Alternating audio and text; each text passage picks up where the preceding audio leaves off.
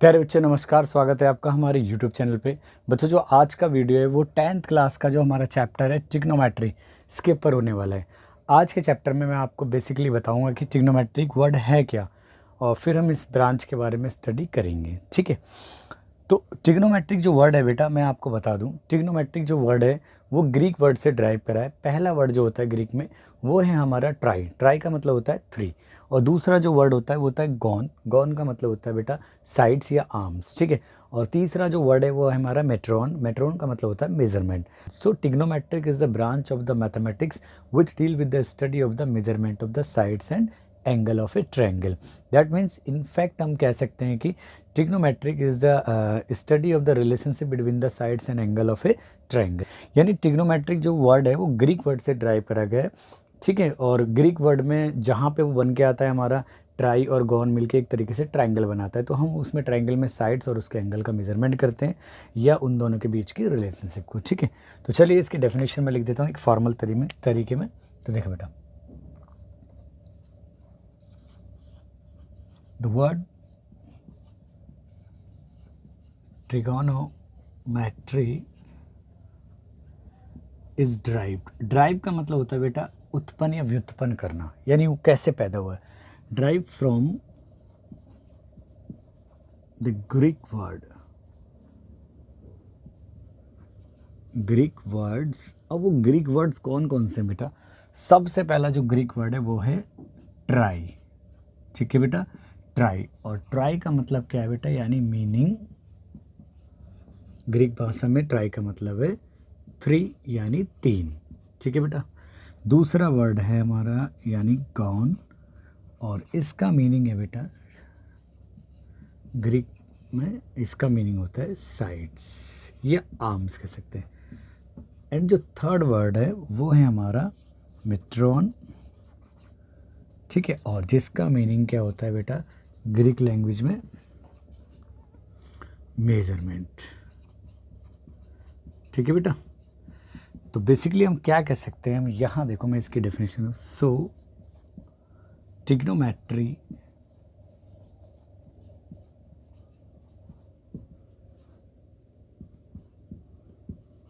Is the branch of mathematics. यानी किसकी branch है बेटा? ये मैथमेटिक्स की बोल सकते हैं। ठीक है, which deals with the study of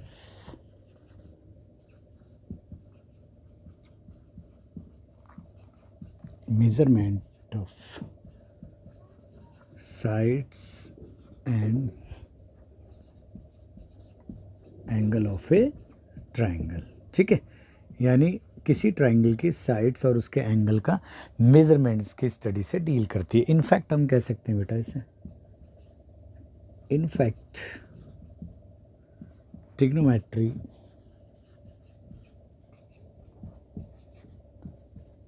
is the study of relationship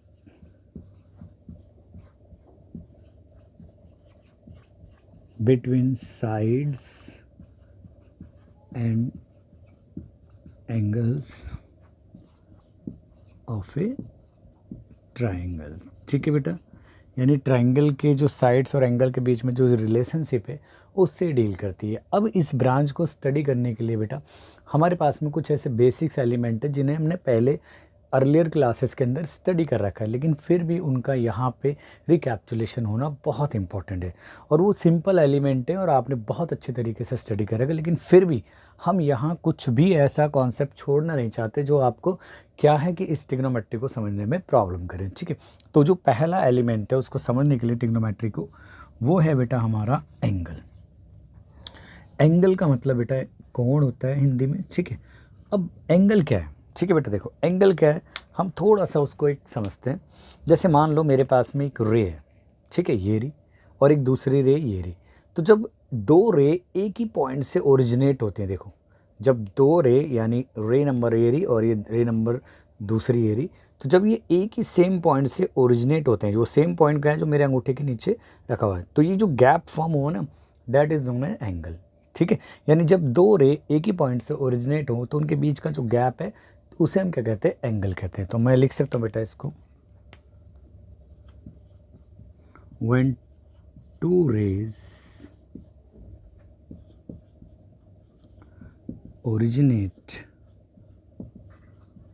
from the same end point, then an angle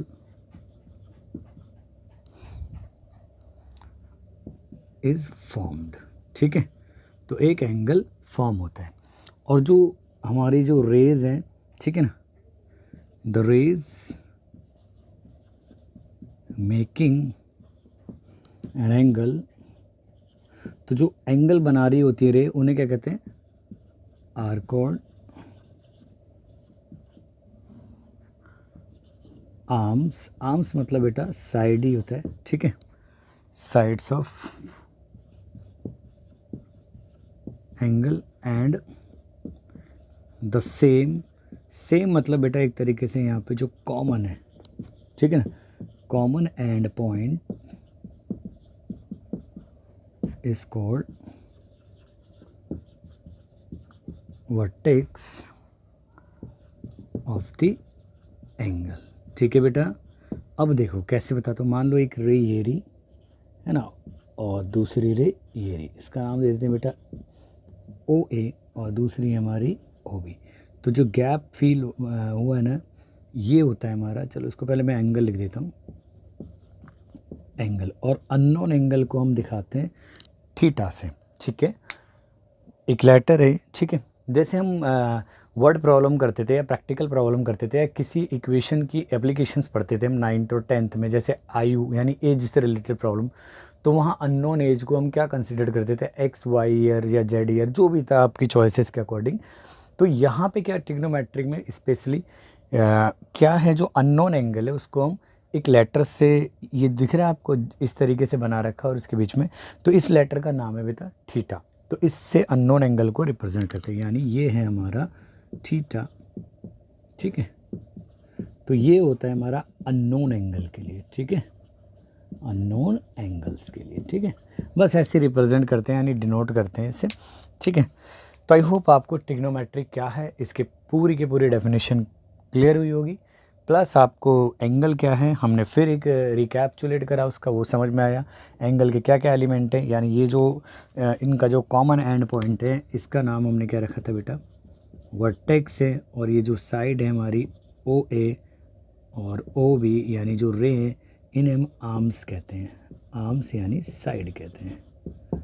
ठीक है, तो आई होप आपको ये समझ में आया होगा। आप जल्दी से इसको नोट कीजिए ताकि मैं और आगे चैप्टर को प्रोसीड करूं। ठीक है, चलिए बेटा, चलिए बेटा, नेक्स्ट एलिमेंट है ट्रिग्नोमेट्री को समझने के लिए, वो है हमारा ट्रायंगल। क्योंकि सारी जो स्टडी हम अप्लाई करेंगे ट्रिग्नोमेट्री की, वो ट्रायंगल के ऊपर ही करेंगे। तो ट्रायंगल का मीनिंग क्या होता है बेटा, आपने स्टडी कर रखा है, वो भी छोटी क्लास में, यानी त्रिभुज का जो मीनिंग होता है आपको पता है। त्रिभुज क्या होती है, एक क्लोज फिगर होती है bounded by the 3 line segment. ठीक है, यानी a close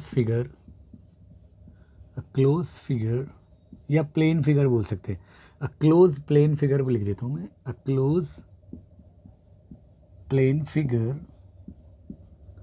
bounded by 3 line segments. ठीक है बेटा, यानी 3 लाइन सेगमेंट से मिलकर जो बनी क्लोज फिगर होती है उसे हम क्या कहते हैं, ट्रायंगल कहते हैं। तो ये रहा हमारा ट्रायंगल। इस वर्टेक्स को ए पॉइंट कहते हैं और इसको बी पॉइंट कह देते हैं और इस वर्टेक्स को सी पॉइंट। तो आपने ये भी पढ़ा होगा, अ ट्रायंगल हैज़ पहला 3 वर्टिसेस। वर्टेक्स का प्लूरल जो होता है बेटा, प्लूरल जो होता है वो वर्टिसेस होता है। अब यहाँ पे इसके वर्टिसेस है, वर्टिसेस का मतलब होता है बेटा जहाँ पे 2 लाइन एक दूसरे को क्या करती हैं, इंटरसेक्ट करती हैं। तो ये दोनों लाइन एक दूसरे को यहाँ मिल रही हैं, इंटरसेक्ट कर रही हैं। तो पहला पॉइंट है हमारा ए, फिर बी और ये सी। 3 वर्टेक्स होते हैं ट्रायंगल के। दूसरा 3 साइड्स होती हैं। अब साइड्स को कैसे कंसिडर बेटा, यहाँ से ए से स्टार्ट करते हैं, लाइन जो सेगमेंट है ए बी, फिर हमारा बी सी और फिर हमारा सी ए। एंड हम जो इम्पॉर्टेंट बात है तीसरा होता है 3 एंगल्स होते हैं। कितने एंगल होते हैं? 3 एंगल्स। और एंगल के लिए आपको पता है सिंबल ये होता है, एंगल ए और एंगल बी और एंगल सी। अब देखो हमें यहाँ पे मोस्टली जो डील करना है वो है राइट एंगल ट्रायंगल। तो राइट एंगल ट्रायंगल तो आपको पता है वैसे भी कि एक ऐसा ट्रायंगल होता है जिसमें एग्जैक्टली मेजर क्या होती है, वन एंगल की क्या होती है, वो राइट होती है, दैट इज़ 90 डिग्री होती है। तो अब वो क्लासिफिकेशन किसके ऊपर है? तो हम कह सकते हैं जो क्लासिफिकेशन है ट्रायंगल का बेटा, क्लासिफिकेशन थोड़ा सा दिमाग में रखना, ऑफ ट्रायंगल। तो ट्रायंगल का जो क्लासिफिकेशन होता है ना बेटा, वो 2 बेसिस पे हम स्टडी करते हैं। आपने स्टडी कर रखा होगा, एक तो on the basis of side, on the basis of sides, और दूसरा जो बेसिस होता है हमारा on the basis of angles बोल सकते हैं हम, ठीक है।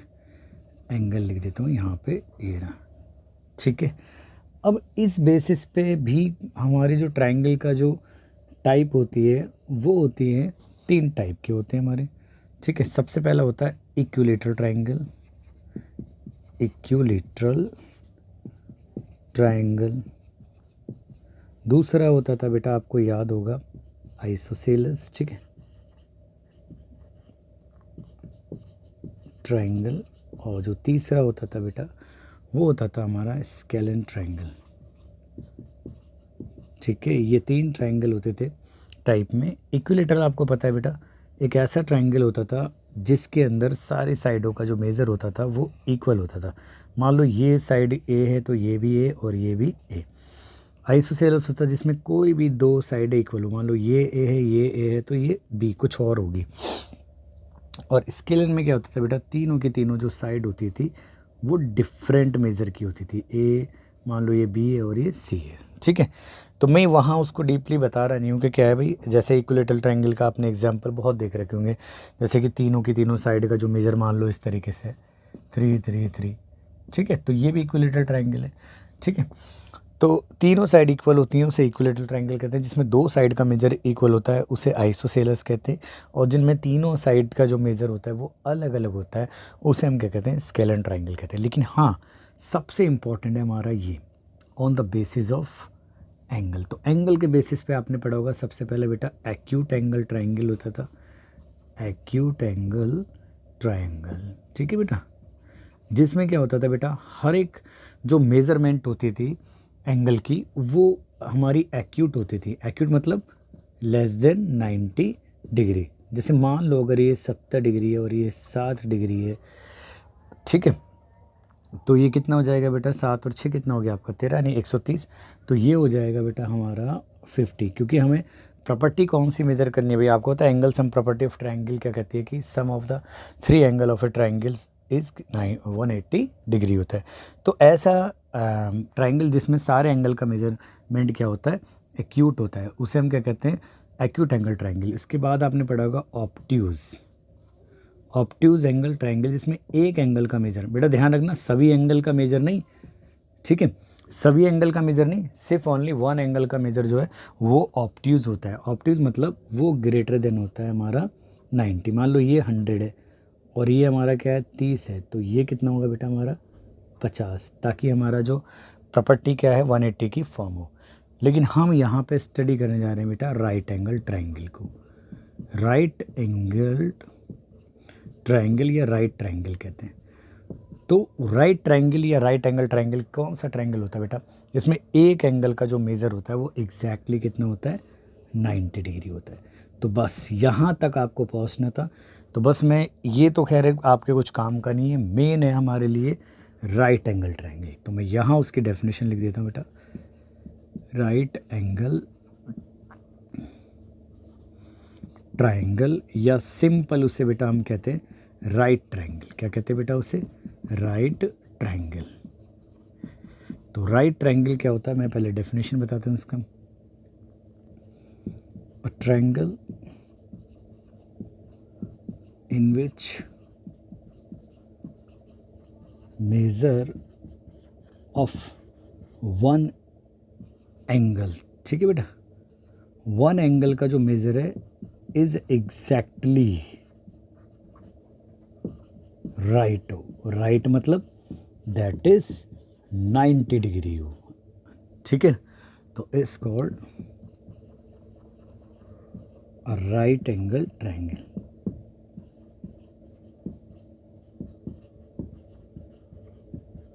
तो बेटा आपने देखा होगा भाई इस तरह का ट्रायंगल जो होता है, ठीक है, उसे हम क्या कहते हैं, राइट एंगल ट्रायंगल। जैसे ए मान लेते हैं इस वर्टेक्स को बी और इसे सी। आप चाहे तो इस साइड से भी देख सकते हो राइट एंगल ट्रायंगल को, ज़रूरी नहीं है मैंने उधर को फेस करा है, तो कैसे भी हो सकता है राइट एंगल ट्रायंगल हमारा ए बी सी और ऐसा, ठीक है बेटा। तो ये यहाँ पे बी पॉइंट पे 90 डिग्री है यानी राइट है। और अब कुछ बातें होती हैं जो 90 के जस्ट अपोजिट साइड है, उसके बिल्कुल सामने वाली साइड, उसे हाइपोटेनियस कहते हैं बेटा, यानी हाइपोटेनस, ठीक है।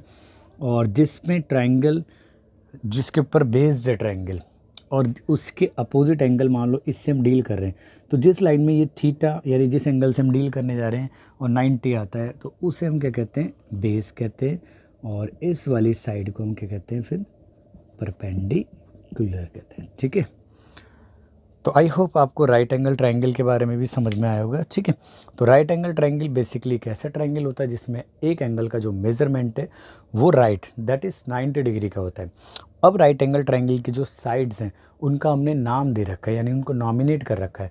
90 के जस्ट अपोजिट साइड को हम हाइपोटेनस कहते हैं, और जिस एंगल से हम डील करना चाह रहे हैं और जो 90 डिग्री है जब वो एक ही लाइन में होते हैं तो वो साइड हमारी बेस कहलाती है, और जो बची तीसरी साइड है वो परपेंडिकुलर रही है।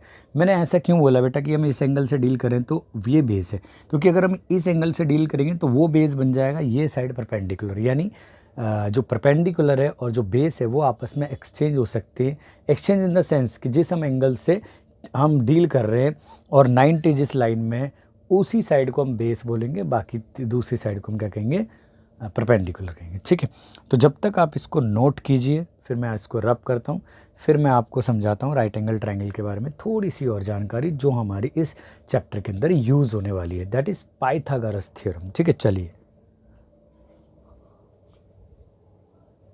नेक्स्ट थिंग है जो हमें राइट एंगल ट्रायंगल के बारे में पता होनी चाहिए वो है पाइथागोरस थ्योरम। आपने बेसिकली इस पाइथागोरस थ्योरम का यूज़ अर्लियर क्लासेस में कई सारी प्रॉब्लमों को सॉल्व करने में किया था और इसको वेरीफाइड भी करा था नंबर की हेल्प से, ठीक है। यहाँ हम हालांकि इसका सिर्फ हम क्या बताएंगे, इसका स्टेटमेंट बताएंगे विदाउट प्रूफ, क्योंकि इसका प्रूफ हम ट्रायंगल वाले चैप्टर में अच्छी तरीके से करेंगे, ठीक है। तो पाइथागोरस थ्योरम क्या है, वो राइट एंगल ट्रायंगल के बारे में मैं कुछ बता देता हूँ, ठीक है। पाइथागोरस थ्योरम, ठीक है। तो ये राइट एंगल ट्रायंगल के बारे में सबसे इम्पॉर्टेंट है। पहले राइट एंगल ट्रायंगल एक मैं फॉर्म कर देता हूँ यहाँ।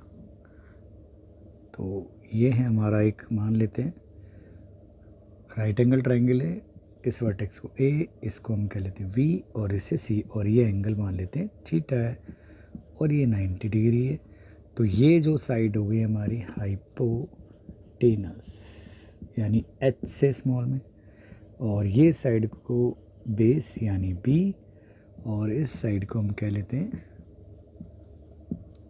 परपेंडिकुलर यानी स्मॉल पी, ठीक है बेटा। तो पाइथागोरस थ्योरम जो है उसका स्टेटमेंट लिख देता हूँ बेटा मैं, खाली statement.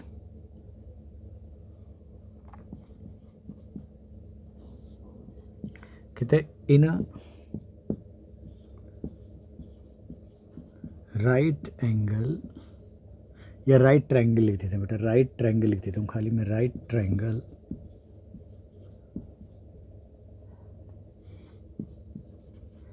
The square of hypotenuse is equal to the sum of squares of other two sides। Other two sides कौन सी होंगी बेटा, एक तो परपेंडिकुलर होगा, परपेंडिकुलर, एंड दूसरा जो होगा बेस होगा। दैट इज़, ये जो सिंपल स्टेटमेंट में ये कहता है बेटा हाइपोटेनस, ठीक है, का जो स्क्वायर है वो है हमारा बेस का स्क्वायर प्लस हमारा परपेंडिकुलर का स्क्वायर हो गया। ठीक है बेटा, तो ये है हमारा सिंपल स्टेटमेंट, ये पावर 2 है बेटा। ठीक है, अगर मैं इसको सिंबॉलिकल फॉर्म में यानी हाइपोटेनस को h से डिनोट करूं तो यानी ये कहता है बेटा h का स्क्वायर इक्वल टू, बेस को हम b से डिनोट कर रहे हैं स्मॉल से, तो b का स्क्वायर और परपेंडिकुलर को स्मॉल p से परपेंडिकुलर। अगर हमारे को h यानी हाइपोटेनियस जो सबसे बड़ी साइड होती है उसे फाइंड करना है तो वहाँ पे जाके रूट प्रोवाइड करा देगा उसके ऊपर अंडर में। ठीक है, तो ये वाला जो स्टेटमेंट आएगा हम किस लिए यूज़ करेंगे, टू फाइंड हाइपोटेनस। ठीक है, ठीक है बेटा, लेकिन अगर हमें बेस की वैल्यू फाइंड करनी है तो देखो बेस वाली टर्म को यहीं रखते हैं और जो हाइपोटेनियस में से इस परपेंडिकुलर को सब्ट्रैक्ट कर देते तो H square minus P square, और ये हो जाएगा इसके ऊपर अंडर। तो ये वाला जो सेगमेंट यूज़ होगा टू फाइंड बेस। ठीक है, और अगर हम सिमिलरली अगर हम परपेंडिकुलर की वैल्यू फाइंड करें तो वो हो जाएगी बेटा अंडर में हाइपोटेनियस का स्क्वायर माइनस बेस का स्क्वायर, यानी ये हो जाएगी टू फाइंड परपेंडिकुलर साइड। ये है क्या बेटा, पाइथागोरस ने जो ये स्टेटमेंट दिया या थ्योरम दी, ये बेसिकली क्या है, किसी राइट एंगल ट्रायंगल के अंदर अगर हमारे पास में दो साइडें गिवन है तो हम थर्ड साइड का जो है मेज़रमेंट फाइंड कर सकते हैं। बेसिकली इसका स्टेटमेंट का यही यूज़ है और हम इसको यूज़ करते ही आए और इस चैप्टर के अंदर तो हमें बहुत ज़्यादा यूज़ करना है। तो आई होप आप समझ गए होंगे इसको।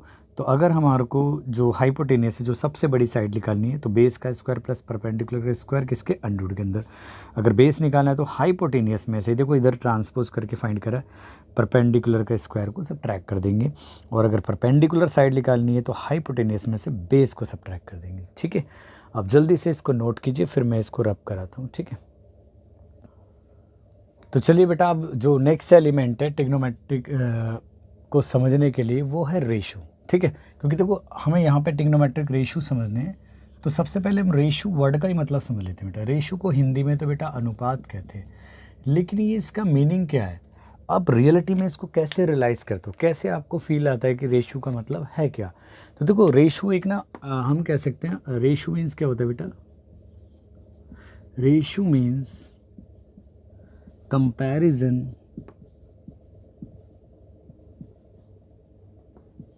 ऑफ क्वांटिटीज, क्वांटिटी या नंबर का कंपैरिजन करना थ्रू डिवीज़न।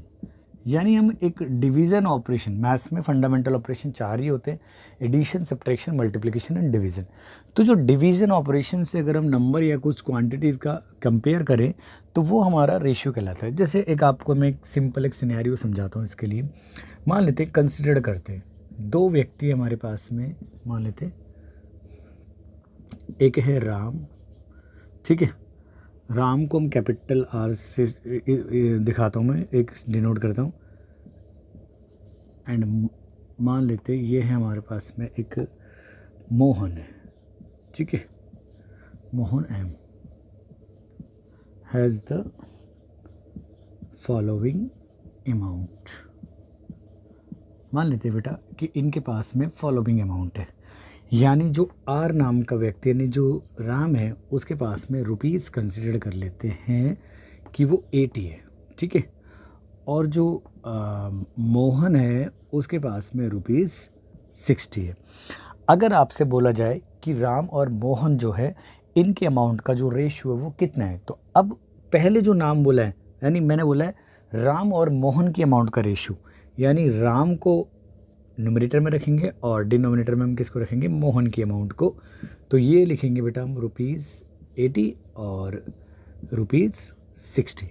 अब देखो बेटा इनके बीच में जो सबसे हाईएस्ट कॉमन फैक्टर है वो है हमारा, जो दोनों को डिवाइड कर रहा है वो है हमारा 20।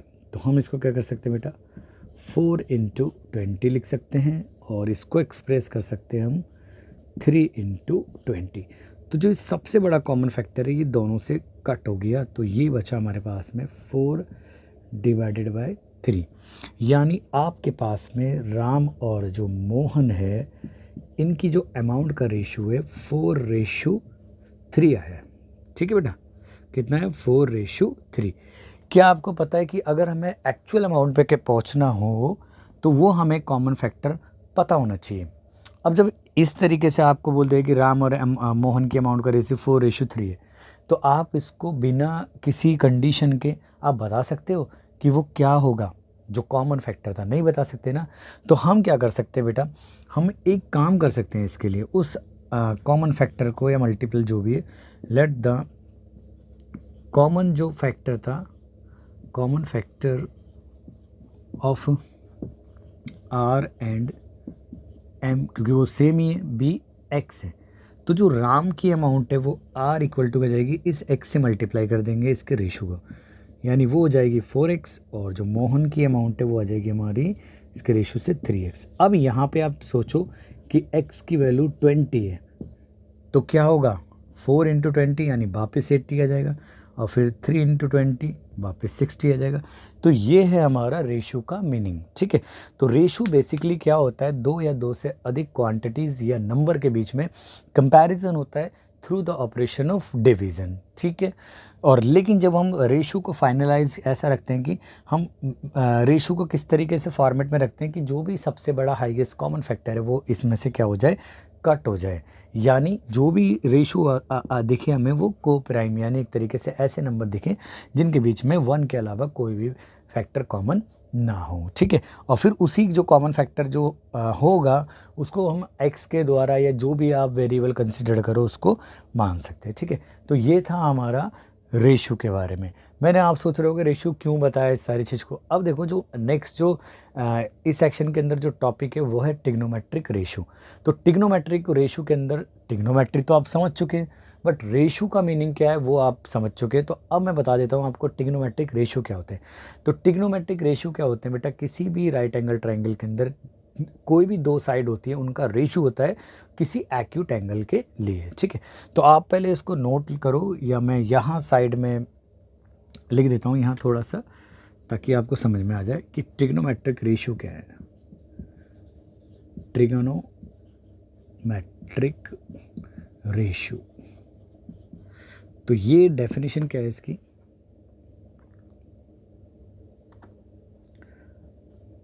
ट्रिग्नोमेट्रिक यानी हम सिर्फ कह देता हूँ, मैं रेशो लिख देते हैं, the ratio of any two sides. ठीक है, of a right angle triangle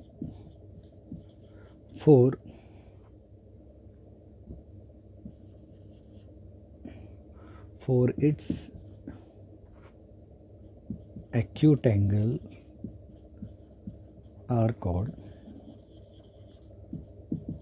trigonometric ratio। ठीक है, उन्हें हम ट्रिग्नोमेट्रिक रेशियोज कहते हैं।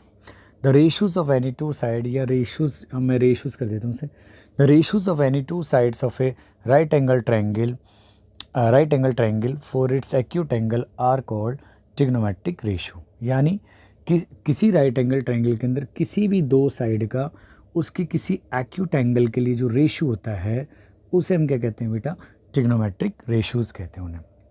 ठीक है, सिंपल। यानी इनफैक्ट अगर हम देखें जो ट्रिग्नोमेट्रिक रेशियो वो क्या बताते हैं बेटा, वो क्या है, हमारी एक्यूट एंगल और उसकी साइड के बीच में यानी रिलेशन है। यानी trigonometric ratios are the relationships, या रिलेशन बोल देता हूँ, between angles and sides of a right angle triangle. ठीक है बेटा, तो राइट एंगल ट्रायंगल के जो एंगल और साइड के बीच में रिलेशन है, ठीक है, अब वो एंगल हमारा एक्यूट होगा, उस रिलेशन को क्या कहेंगे, उन सारे रिलेशंस को हम क्या कहेंगे, ट्रिग्नोमेट्रिक रेशियोज कहेंगे। तो बेटा आपका मीनिंग पूरा हुआ होगा ट्रिग्नोमेट्रिक शब्द का पूरी तरीके से, कि ट्रिग्नोमेट्रिक कौन सी ब्रांच है ये पता चला आपको। मैंने एंगल की डेफिनेशन बताई, रेशियो का मीनिंग बताया, राइट एंगल ट्रायंगल स्टडी करा हमने, पाइथागोरस थ्योरम स्टडी करी, और अब हम इस ट्रिग्नोमेट्रिक रेशियोज़ की डेफिनेशन को भी मैंने बता दिया क्या है। तो वो जो अब देखो एक चीज़ और, कि जो ट्रिग्नोमेट्रिक जो रेशियोज़ हैं वो 6 ही होते हैं। 6 होने का मतलब कारण क्या है बताओ। देखो बेटा, क्योंकि जो भी राइट एंगल ट्रायंगल होता है उसके अंदर 3 साइड होती हैं, तो हम दो के पेयर में अगर डिवाइड करें, जैसे एक बार टॉप यानी जो न्यूमरेटर में उसमें बेस रखा और डिनोमिनेटर में क्या रखा हमने, हाइपोटेनस रखा, तो 1 रेशियो बनेगा। अब इसको उल्टा करो कि भाई अगर हम हाइपोटेनियस को न्यूमरेटर में रख रहे हैं और बेस को डिनोमिनेटर में, तो 1 रेशियो, और हम जब क्या कर रहे हैं, बेस को उसमें रख रहे हैं न्यूमरेटर में और हाइपोटेनियस को डिनोमिनेटर में रख रहे हैं, तो दूसरा रेशियो। तो दोनों अलग रेशियो होंगे, तो एक पेयर से लेने में हमारे में 2 रेशियो बनते हैं, तो 3 पेयर लेने में 6 रेशियो बनेंगे ना। तो चलिए मैं उन 6 रेशियो की डेफिनेशन आपको समझाता हूँ, आप पहले इसको नोट कीजिए। तो चलिए स्टूडेंट, अब हम डिफाइन करते हैं कि जो हमारे जो वेरियस ट्रिग्नोमेट्रिक रेशियो है वो कैसे हैं। ठीक है, तो चलिए ये रहा हमारा बेटा एक सिंपल सा एक राइट एंगल ट्रायंगल बना लेते हैं हम पहले। तो ये है हमारा एक राइट एंगल ट्रायंगल। ठीक है, थोड़ा ट्रायंगल इसी तरीके से शेप में बनना है, आप अच्छी तरीके से स्केल का यूज़ करके बना सकते हो। और ये एंगल है थीटा, और यहाँ पे राइट एंगल है 90 डिग्री। तो ये साइड हो गई हमारी हाइपोटेनस और ये हो गई हमारी बेस, क्योंकि हम इस एक्यूट एंगल से डील कर रहे हैं। और ये हो गई हमारी परपेंडिकुलर, ठीक है, जिसको हम शॉर्ट में पी से नोट करेंगे। ठीक है, और इसको एच से और इसको हम पी से। तो डेफिनेशन देखो बेटा, definition of trigonometric ratio.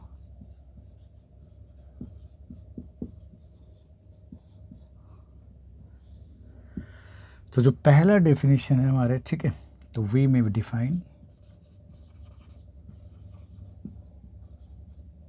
Trigonometric ratio as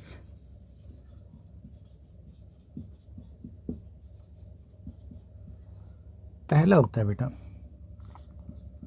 sign of acute angle theta, it is defined as the ratio of perpendicular side, यानी परपेंडिकुलर अपॉन में जो हमारा हाइपोटेनियस साइड है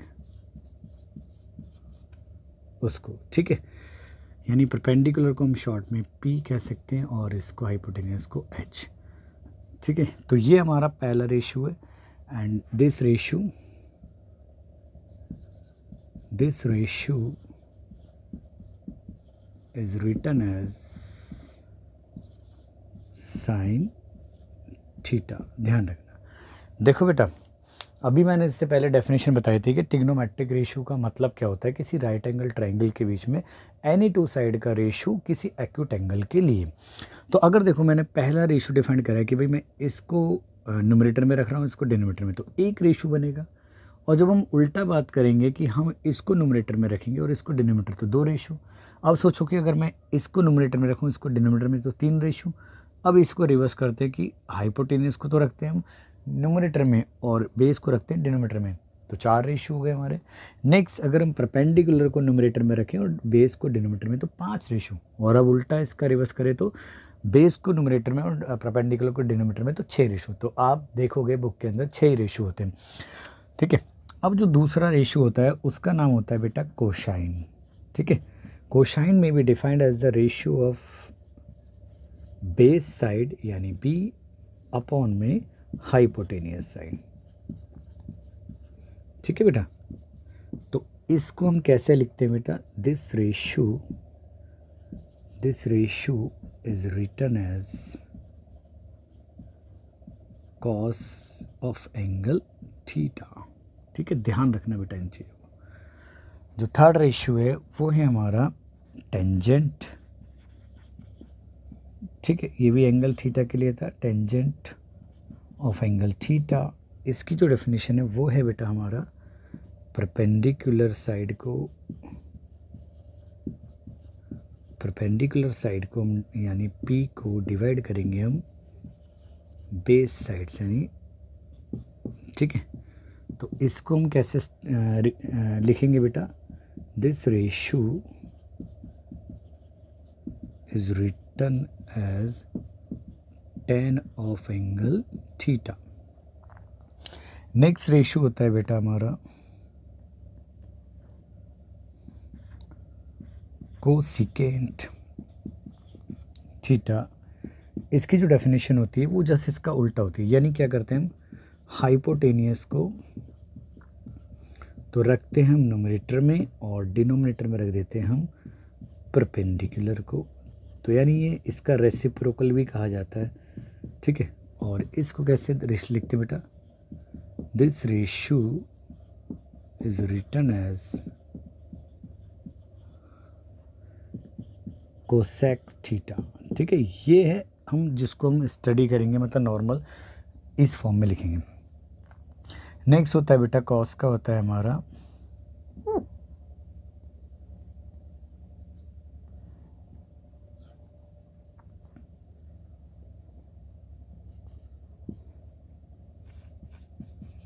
जिसे हम कहते हैं सीकेंट ऑफ थीटा। तो ये जो डेफिनेशन होती है वो जो कोसाइन होता है उसका रेसिप्रोकल, यानी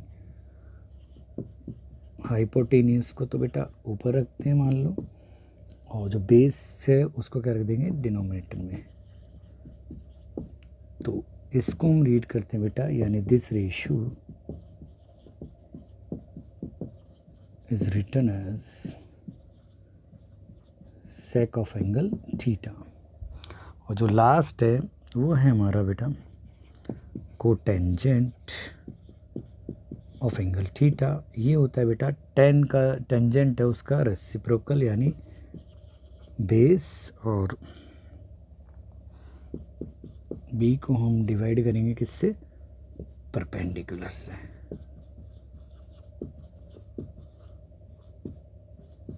तो इसको शॉर्ट में कैसे लिखते हैं बेटा, this ratio is written as हमारा सिर्फ कॉट ऑफ एंगल थीटा, ठीक है बेटा। तो ये सिंपल हमारे जो 6 बेसिक रेशियो, पहला है साइन थीटा जिसे परपेंडिकुलर ओवर हाइपोटेनस कहते हैं, और कोसाइन थीटा जिसे हम बेस ओवर हाइपोटेनस कहते हैं, टेंजेंट थीटा जिसे परपेंडिकुलर ओवर बेस कहते हैं, कोसिकेंट जिसे हम हाइपोटेनियस और परपेंडिकुलर से डिफाइन करते हैं, और फिर होता है हमारा बेटा सीकेंट जिसे हम हाइपोटेनियस ओवर बेस कहते हैं, और फिर कोटेंजेंट जो होता है हमारा बेस अपॉन में परपेंडिकुलर। शॉर्ट में साइन थीटा दिखाते हैं हम साइन ऑफ एंगल थीटा को sine theta, cosine of angle theta को दिखाते हैं कॉस थीटा से, टेंजेंट ऑफ एंगल थीटा को दिखाते हैं टेन थीटा से सिमिलर, ठीक है।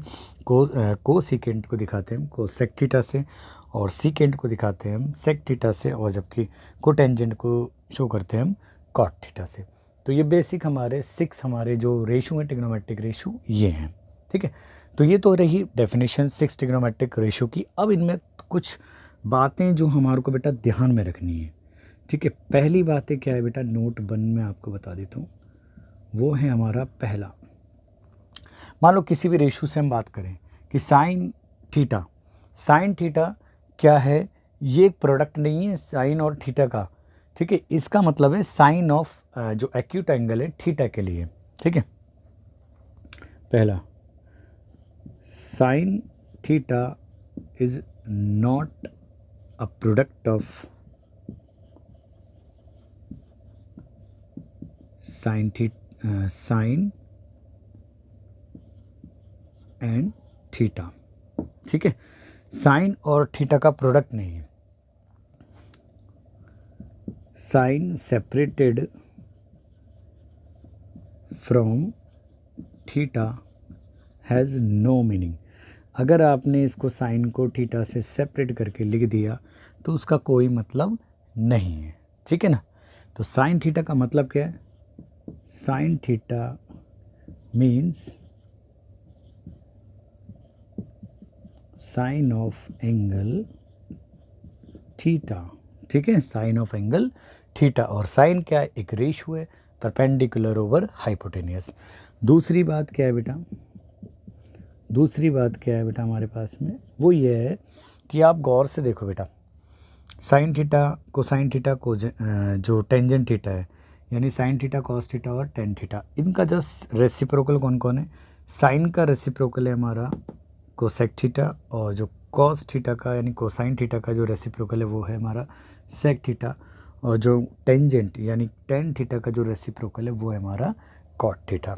यानी हम बोल सकते हैं cosec theta, sec theta and tan theta और respectively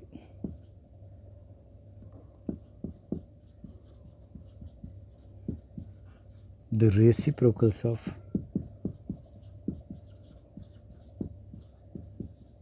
sin theta, cos theta and tan theta, ठीक है बेटा, इनके रेसिप्रोकल है।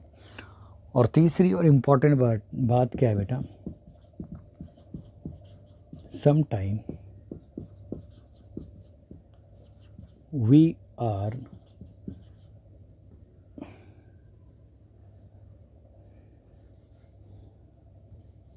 या वी आर प्रोवाइडेड, लिख देता हूँ बेटा,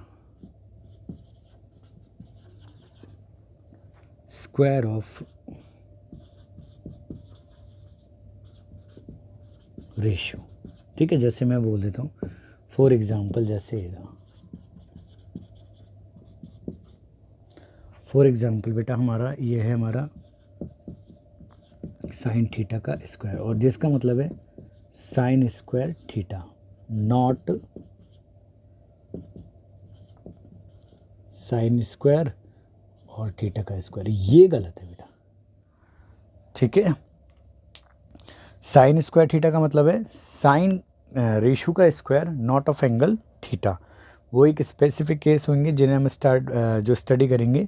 लेकिन साइन थीटा का होल स्क्वायर का मतलब है साइन का स्क्वायर, और थीटा का हम एंगल का स्क्वायर नहीं करेंगे।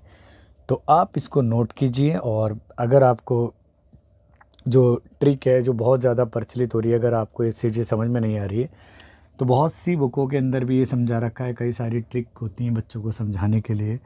अगर यहाँ स्पेस हो तो मैं आपको यहाँ समझा देता हूँ, ठीक है। थोड़ा सा हम समझते हैं। तो पहला जो होता है हमारा, मान लो ये है हमारा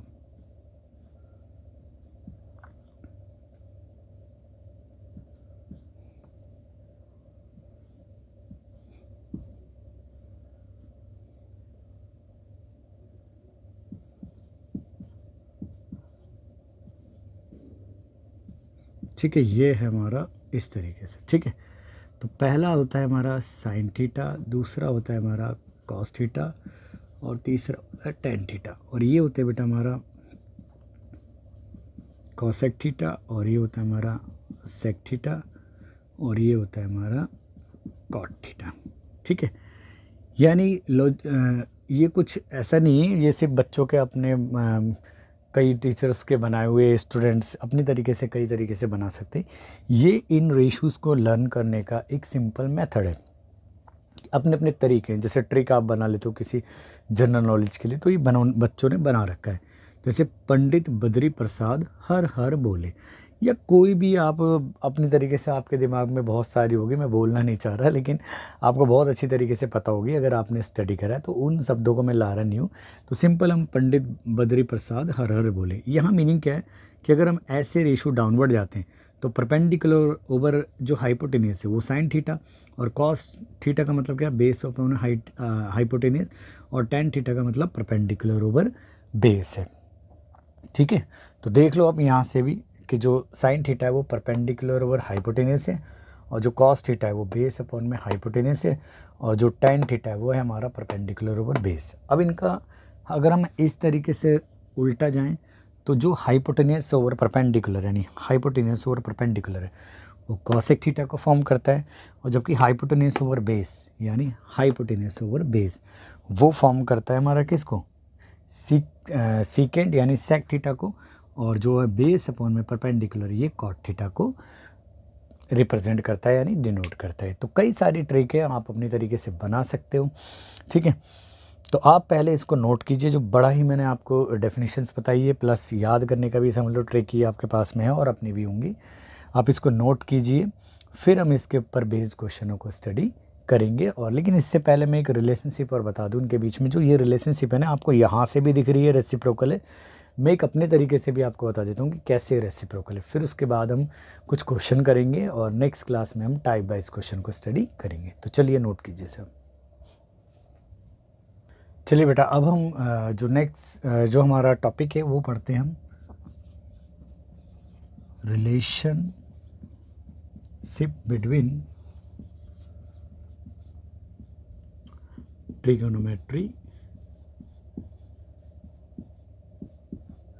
यानी जो हमने अभी ट्रिग्नोमेट्रिक रेशियोज जो डिफाइन करे थे, इनमें आपस में भी कुछ रिलेशनशिप्स है, उनको मैं आपको प्रूव करके भी दिखाऊंगा। और हालांकि आपने वैसे भी जो डेफिनेशन है उसमें देख लिया है कि कुछ ट्रिग्नोमेट्रिक के जो 3 स्टार्टिंग के जो रेशियो हैं बाद वाले 3 के रेसिप्रोकल है रिस्पेक्टिवली।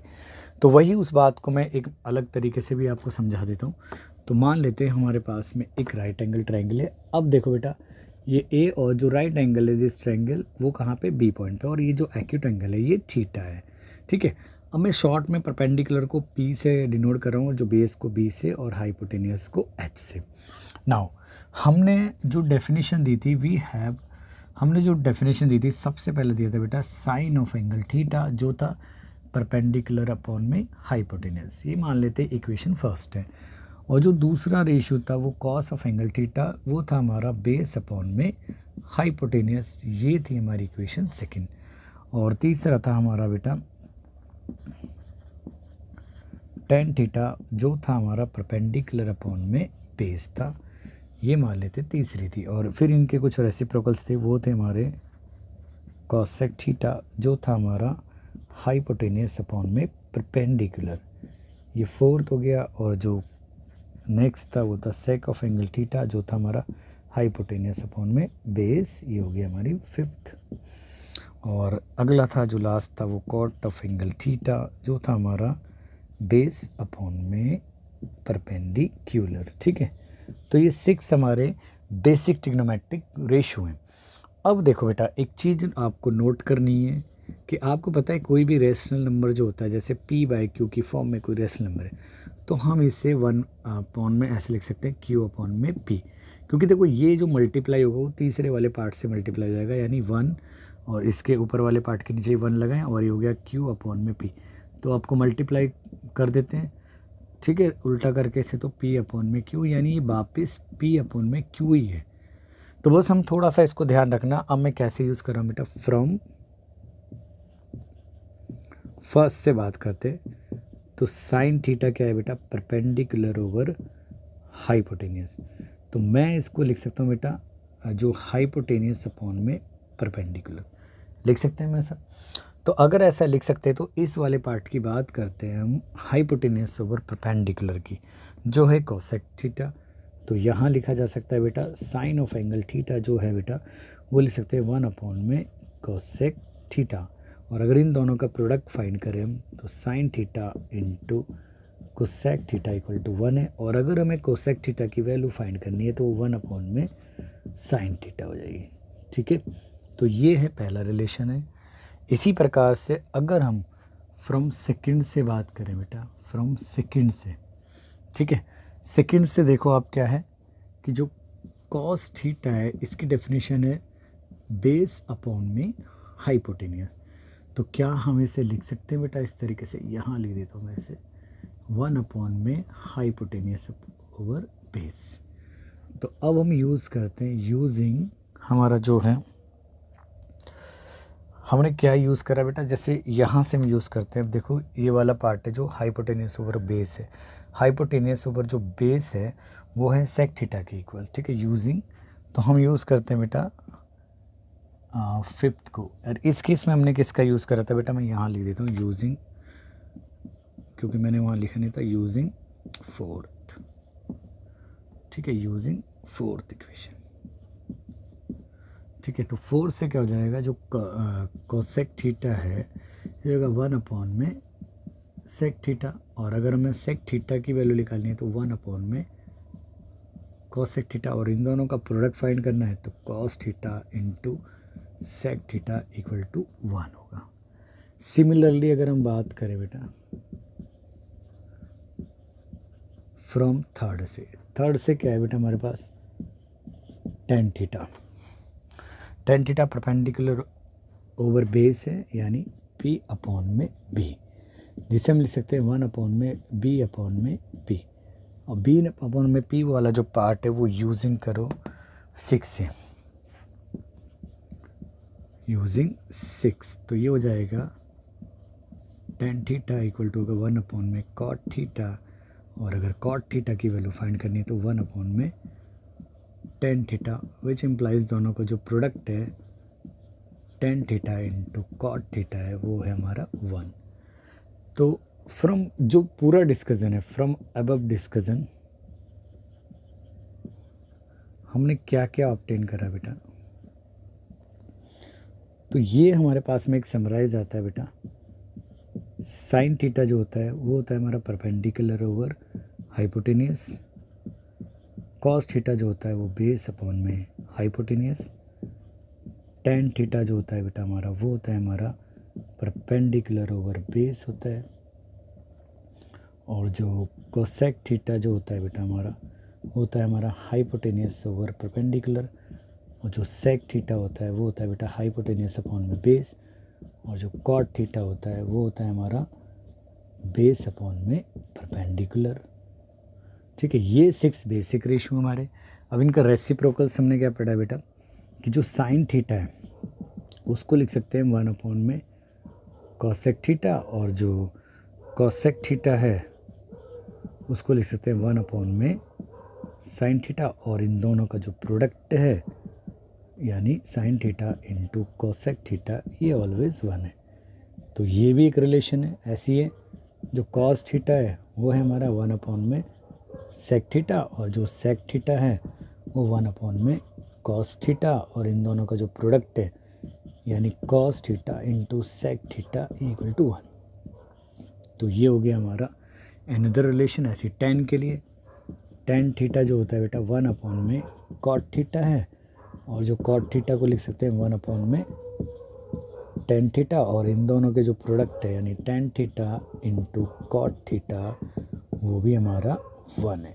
ठीक है, तो ये ऑल ओवर था हमारा अब तक हमने जो स्टडी करा। आप इसको बिल्कुल कोई तरीके से लर्न करो। अगर आपने जितना भी स्टडी करा इसको आप एक तरीके से नोट प्रिपेयर करो। अब मैं इसके ऊपर बेस्ड क्वेश्चन कराता हूँ। Type wise question next class में पढ़ेंगे, लेकिन फिर भी जब तक हमने पढ़ा है जब तक क्वेश्चन ना कर लें थोड़ा मज़ा नहीं आता, इसलिए मैं क्या करता हूँ एक आध दो क्वेश्चन कराता हूँ उसके ऊपर कैसे करने हैं। ठीक है, चलिए नोट कीजिए।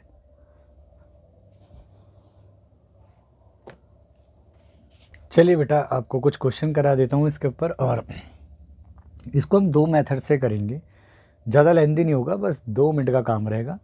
वो कैसे, एक बार आपको सिंपल तरीके से जो फॉर्मेट है उस तरीके से बता देता हूँ, और फिर हम इसका शॉर्ट भी सीखेंगे कैसे हम कर सकते हैं। तो क्वेश्चन कहता है बेटा given that tan theta equal to 4 upon में 3 find sine theta and cos theta of acute angle theta. यहाँ हमें एक रेशो गिवन है और बाकी हमें दूसरे 2 रेशो यानी साइन थीटा और कॉस थीटा की वैल्यू फाइंड करनी है। तो देखो बेटा इस तरह के क्वेश्चन को फाइंड करने के लिए सबसे पहले हमें एक ट्राइंगल ड्रॉ करना है, राइट एंगल ट्राइंगल, और 90 के सामने जो एंगल जिस रेशो के लिए पूछा उसकी बात करेंगे। फिर हमें पाइथागोरस थ्योरम का यूज़ करना है, क्योंकि हमारे पास में जितनी भी साइड हैं वो तीनों पता होने चाहिए, तभी हम रेशोज़ फाइंड कर सकते हैं अदर्स। ठीक है, तो चलिए सॉल्यूशन कराता हूँ इसका बेटा। सॉल्यूशन देखो, फर्स्ट ड्रा करते हैं। ठीक है, draw a right angle triangle.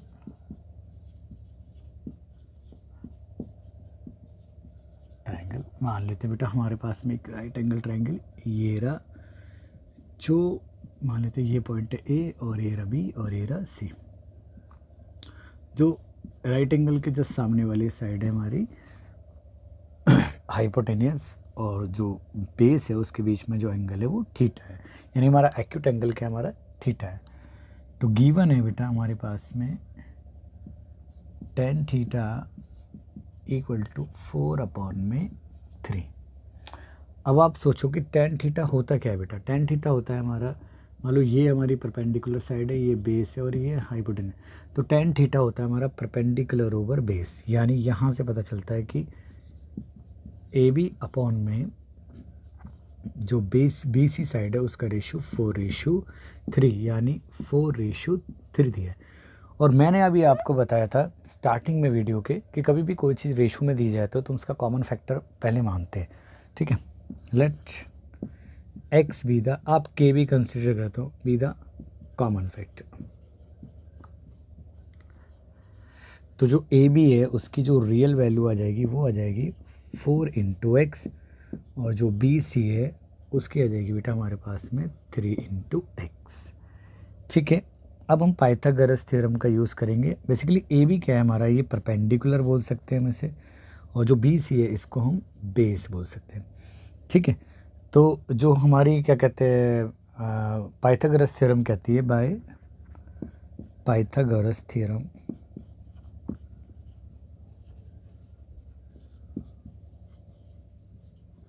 आपको पता है यहाँ हाइपोटेनियस नहीं दिया, तो जो हाइपोटेनियस है वो कैसे फाइंड करेंगे, यानी ए सी का जो स्क्वायर होगा, ठीक है, या मैं डायरेक्ट ए सी लिख देता हूँ, वो क्या होगा, बेस के स्क्वायर प्लस परपेंडिकुलर के स्क्वायर के इक्वल होगा। अब हम हाइपोटेनियस को तो एस से डिनोट कर रहे हैं, और जो हमारा बी सी है उसकी वैल्यू आपके पास में कितनी है, 3x का स्क्वायर है, प्लस ए बी यानी जो परपेंडिकुलर है वो है हमारा 4x का स्क्वायर है। अगर हम बात करें जो h है वो निकल के आ जाएगा बेटा हमारे पास में 3 का स्क्वायर आ गया आपका 9x स्क्वायर हो जाएगा, प्लस 4 का आ जाएगा आपका 16x स्क्वायर, यानी ये हो जाएगा बेटा आपका 25x स्क्वायर। और आपको पता है 25 किसका स्क्वायर होता है, 5 का, तो यहाँ लिखते हैं। और x का स्क्वायर x से x का है, x का स्क्वायर का जो बाहर निकल के जाएगा रूट से वो x आ जाएगा। तो जो हाइपोटेनियस है, यानी हाइपोटेनियस क्या हो गया बेटा, ए सी की वैल्यू हमारे पास में ये आ गई। अब हम बात करते हैं sine of angle theta. Sine of angle जो थीटा होता है वो होता है परपेंडिकुलर अपॉन में हाइपोटेनियस। तो परपेंडिकुलर यानी जो ए बी है उसकी वैल्यू है हमारे पास में 4x, और जो हमारा ए सी है वो अभी हमने फाइंड करा है वो है हमारा 5x, x कैंसिल, तो 4/5। ना जो दूसरा रेशियो फाइंड करना है वो है हमारा कॉस थीटा, जो होता है हमारा बेस यानी बी सी अपॉन में हाइपोटेनियस यानी ए सी। तो जो बी सी है उसकी वैल्यू है हमारे पास में 3x, और जो ए सी हमने अभी फाइंड करा है वो है हमारा 5x, यानी x कट हो जाएगा तो ये रहा। तो ये एक फॉर्मल मेथड है जिस तरीके से हमें फॉलो करना है। बट आपको मैं बता दूं अगर हम x को कंसिडर्ड भी ना करें ना कॉमन फैक्टर को, तो भी हम काम कर लेंगे। तो वो एक तरीका बता देता हूँ, आप देखो सेकंड वे देखो इसका। गिवन है tan थीटा इक्वल टू है हमारे पास में बेटा 4/3 है, ठीक है। यानी tan थीटा क्या होता है बेटा, परपेंडिकुलर ओवर बेस होता है, ठीक है। तो यहाँ पे बनाया हमने एक ट्रायंगल जो राइट एंगल है हमारा, यहाँ इस पॉइंट को ए दे देते हैं और बी और इसे सी। नाउ अगर हम बात करें यहाँ पे कंपैरिजन करें तो परपेंडिकुलर की वैल्यू कितनी दी है 4, और जो बेस की वैल्यू दी है वो दी है 3। तो हाइपोटेनियस क्या होगा बेटा, डायरेक्टली आपको पता है बेस का स्क्वायर प्लस परपेंडिकुलर का स्क्वायर। बेस कितना है बेटा 3 का स्क्वायर प्लस परपेंडिकुलर यानी 4 का स्क्वायर, ठीक है। तो आप देखोगे बेटा यहाँ से यह आ गया आपका 9 प्लस आपका 16 हो गया, और ये हो गया आपका 25। तो यहाँ से भी हमारा जो h की वैल्यू निकल के आएगी वो आ गई से 5। नाउ साइन थीटा जो होता है बेटा परपेंडिकुलर ओवर हाइपोटेनियस होता है। तो परपेंडिकुलर कितना है बेटा हमारा 4, और हाइपोटेनियस हमने कितना फाइंड करा है 5। और जो कॉस थीटा होता है वो क्या होता है बेटा हमारा, वो होता है बेस अपॉन में हाइपोटेनियस। बेस कितना है बेटा इन्होंने गिवन है 3, और हाइपोटेनियस हमने फाइंड करा है 5। अब देखो बेटा सेम आ रहा है, यहाँ से भी 4/5, यहाँ पे भी 4/5, और जो कॉस थीटा है वो 3/5, यहाँ पे भी 3/5 आ रहा है। तो ये भी एक तरीका है, आप इसको भी फॉलो कर सकते हो। और अगर आपको एनसीईआरटी का मेथड यूज़ करना है तो वो एक्स या के मल्टीप्लाई की फॉर्म में यूज़ करती है। ठीक है, तो आई होप आपको क्वेश्चन समझ में आएगा। मैं एक और क्वेश्चन कराता हूँ एनसीईआरटी की टेक्स्ट बुक जो है हमारी, उसका आप इतने इसको नोट कीजिए। चलिए बेटा,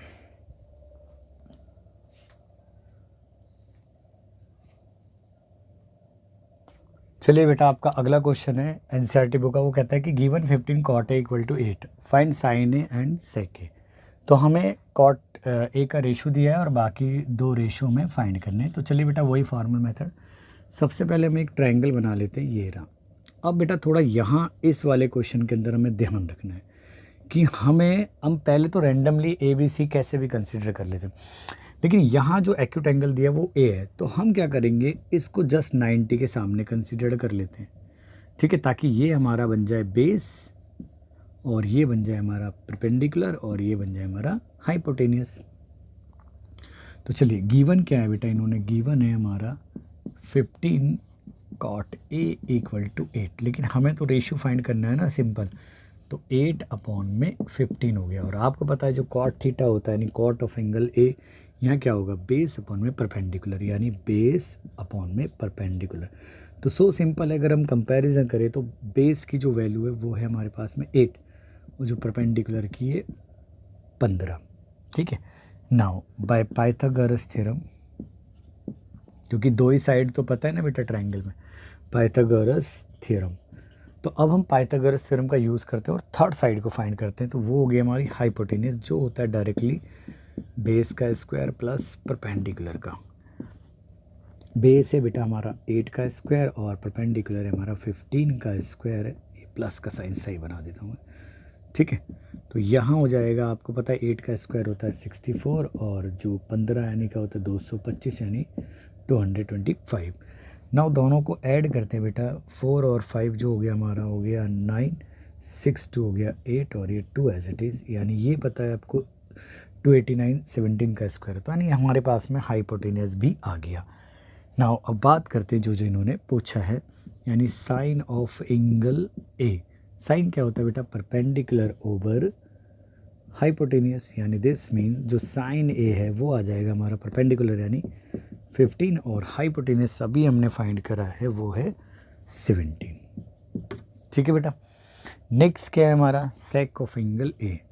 सेक ए वो आपको पता है बेटा क्या होता है, हाइपोटेनियस अपॉन में बेस, यानी सेक ए की वैल्यू हो गई। हाइपोटेनियस कितना फाइंड करा बेटा हमने 17, और जो बेस है वो है हमारा 8। तो ये रहा हमारा क्वेश्चन का आंसर। ठीक है, आई होप आपको समझ में आएगा। तो thanks for watching this video थोड़ी लेंदी थी, लेकिन इसके अंदर मैंने वन पार्ट के अंदर ही बेटा सारे बेसिक्स करा दिए और प्लस आपको क्वेश्चन का एक आध फॉर्मेट भी दे दिया।